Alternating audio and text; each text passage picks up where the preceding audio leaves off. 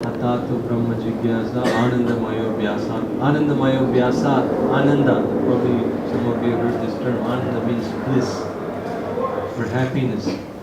So Anandamayo Vyasa means that the soul is eternally pleasure seeking. So we can't stop seeking pleasure. We're always looking for pleasure, and any activity we're doing, the goal is that we're looking for happiness.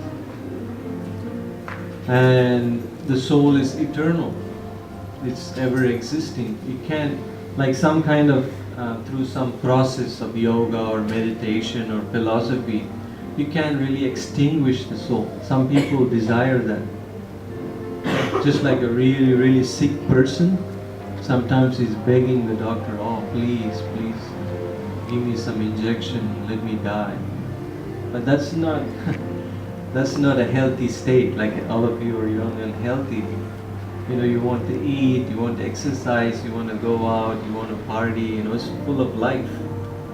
But a really, really sick person, he had enough of this body giving so much pain, so he doesn't want it anymore.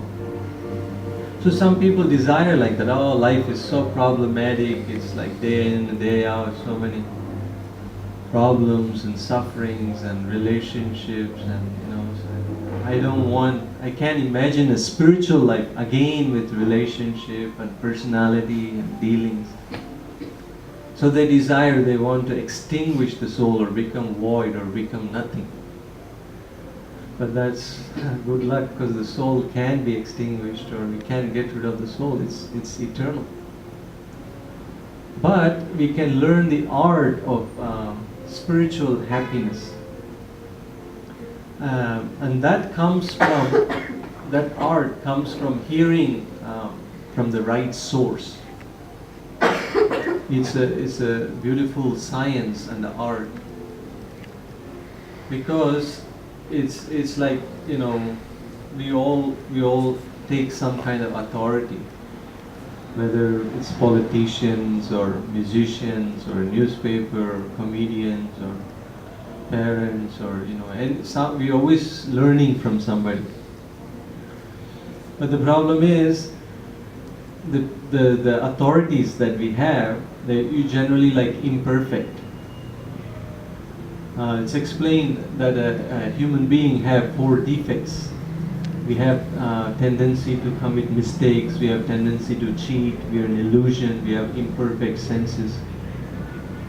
So we are always like disappointed, like we really look up to somebody and we put our life, our heart into somebody, but then we realize, oh God, it's like it was said about this really great leader, how he was so influential. He was such an influential person that the government was actually like becoming nervous. He's becoming so powerful. So they put a wiretap to study, seeing like if he has any international connections, or if he's going to take over the government or something. And to their surprise, they found out he's so addicted to prostitutes. I mean, they were expecting something else big time to find in the wiretap, but they found out this guy is spending so much money on prostitutes.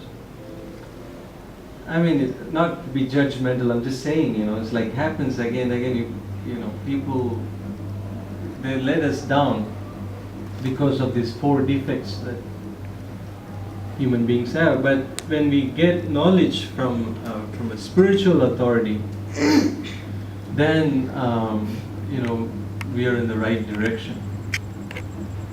Otherwise, it's just, you know, this whole world is just like propaganda. One of our teachers, he was joking, he says, people think America is one big mall, you know. It's just all about shopping, buying, and so it's all propaganda. It's all about, you know, what we hear. There's one nice example from India. There was this, just to show that how propaganda works, you know.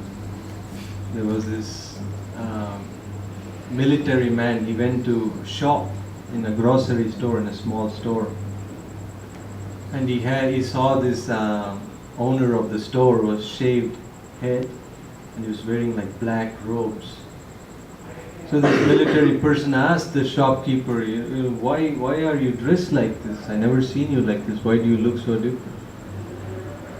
And the shopkeeper with sad voice, he said, you don't know, Sargol Singh is dead.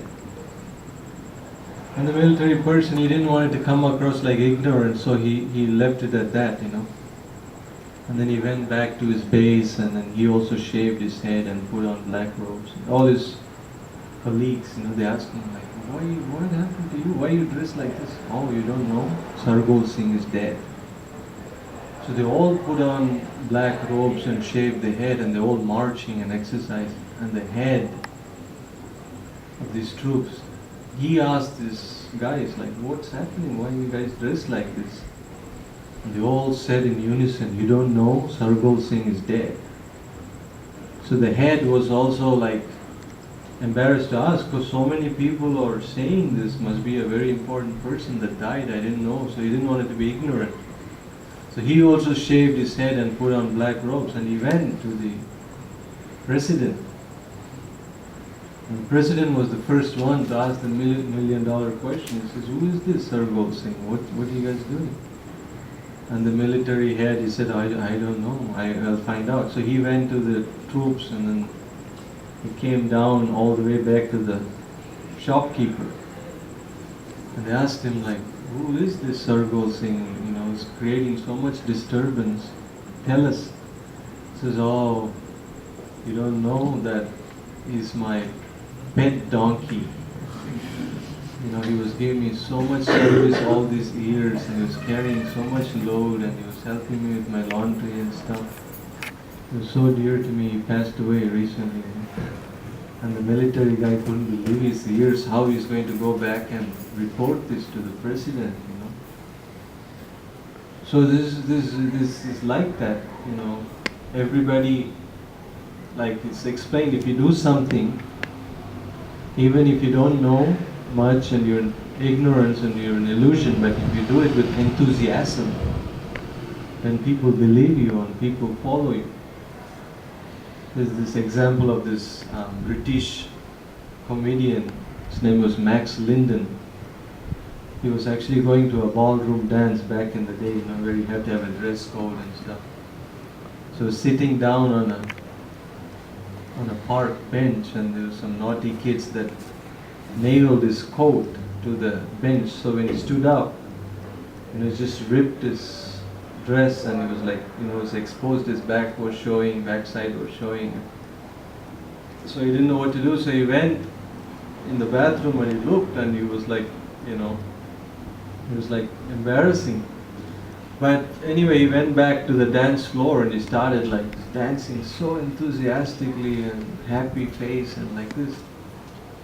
And all these British gentlemen, they saw this, who's this person, he's enjoying himself so much, and he looks so happy and confident, and his dress is not so up to the standard, but maybe that's the way it should be, So they all went to the bathroom and started tearing their pants and coat.